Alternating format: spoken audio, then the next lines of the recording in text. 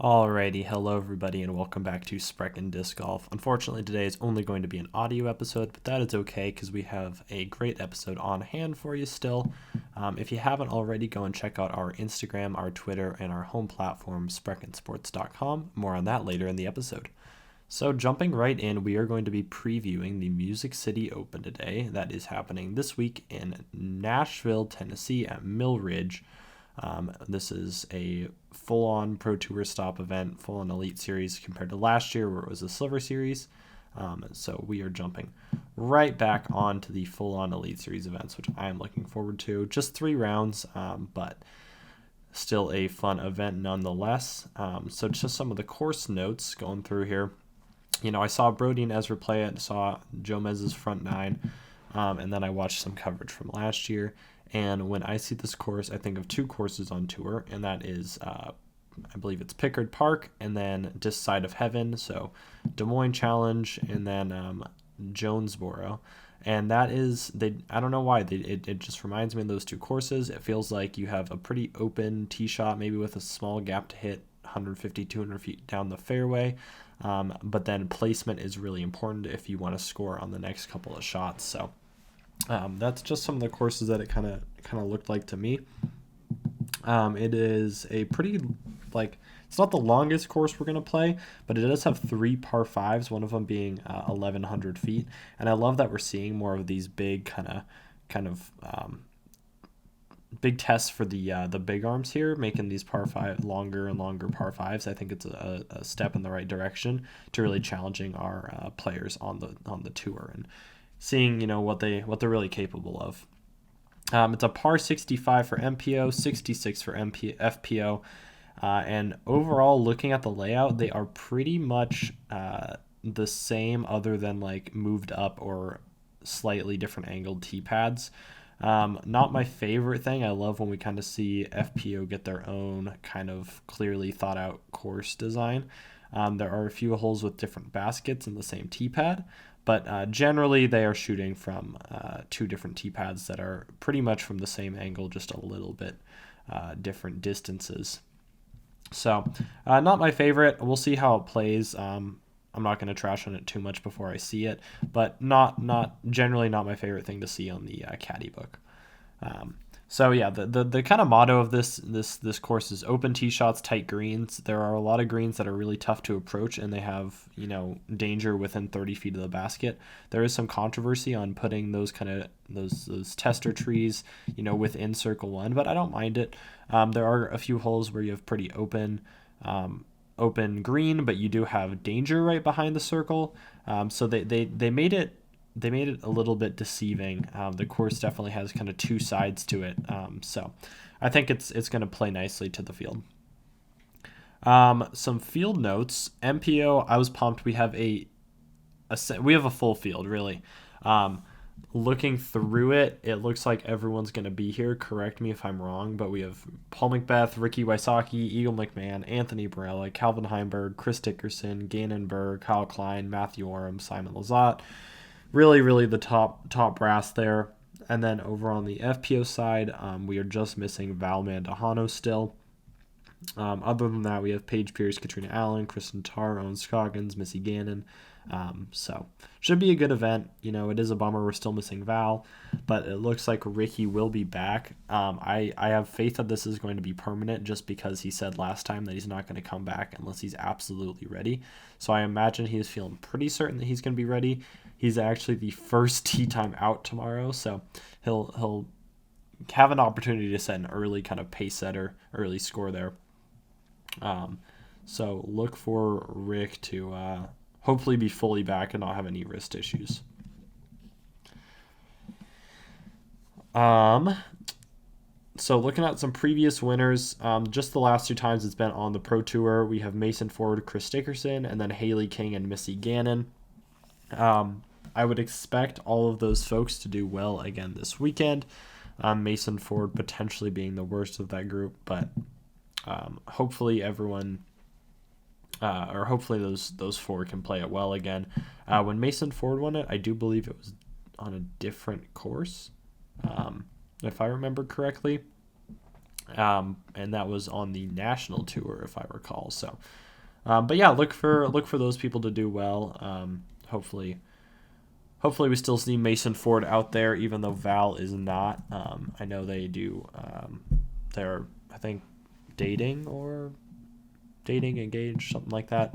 So yeah, Mason Ford will be out there, it looks like. So some of the general storylines coming in before this event, we have Chris Dickerson looking to get back on top. This is an event he has won quite a few times, 4 times specifically since 2017. Sorry, and we're back. He's from Tennessee.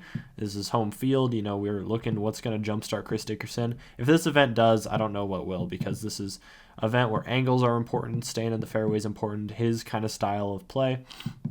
And I think we're going to see a revamped Chris Dickerson this weekend. Hopefully he'll stay, but let's just start out getting Chris Dickerson's season jump started before it really gets too late into the season, because we're kind of past the point. I feel like the Texas Swing is still the early season. We've had quite a few events now. I feel like we are past the early season point. It's time to move on from that. We are in the season, so guys really got to step it up from now on. In that kind of same breath, we have Macbeth, McMahon, Dickerson, and Wysocki in parentheses, still without a podium. Those guys need to jumpstart it, and we can't see all of them on the podium this weekend, but if a couple of them can get up there, maybe the rest in contention, I think it would be a big relief for them, get the monkey off their back and get their season underway. That being said, I do not think all of them are going to be successful. Later, we'll get to that in my bold predictions. Last note on the MPO side here is that Heimberg is looking to continue his absolute scorching start to the season, and I think he'll do it. This course suits his style of play. Talking about Pickard and This Side of Heaven, Calvin has won at Jonesboro twice, and in 2021 had a very good Des Moines Challenge. So I do think this course really suits his play. Brody was mentioning that he practiced with Calvin, and Calvin made some of the holes look really, really easy. And I think the field needs to look out, because if we look at our season schedule, we have this event, and then we have right after it, we have the major at Champions Cup, a course Calvin has won on. We have Played Again Sports Jonesboro Open, a event Calvin has won twice. OTB Open, an event where Calvin is podiumed.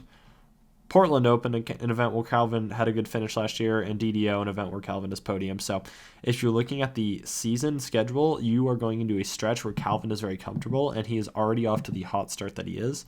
So I think you need to look out, and we've said it a bunch on this podcast, but Calvin is looking to put down a historic start to the season.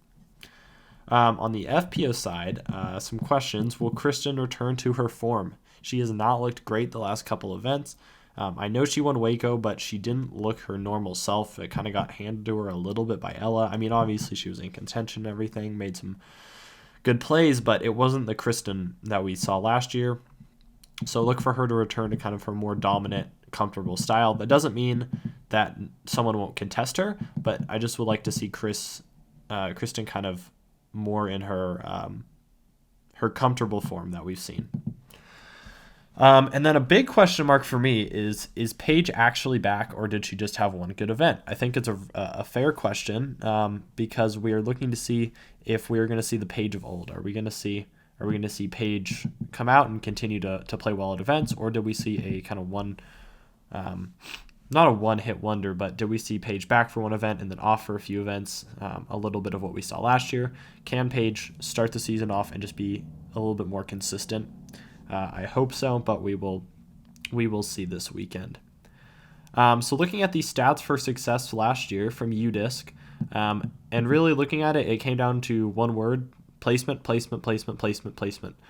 Fairway hits, circle one in regulation, and OB rate were all extremely important statistics for the winners. You have to keep it in the fairway, you got to keep it in bounds, and when you have an opportunity to get up and down, you have to put it into the circle. Putting was not a huge factor last year. It really comes down to your tee shots. So get your tee shots into a good spot, into circle one, and you're going to score well out here. It sounds pretty simple, right? It should be pretty easy, but um, easier, much easier said than done. So moving on to my event predictions, we just have my top 3 MPO, top 3 FPO, and then a dark horse on each side.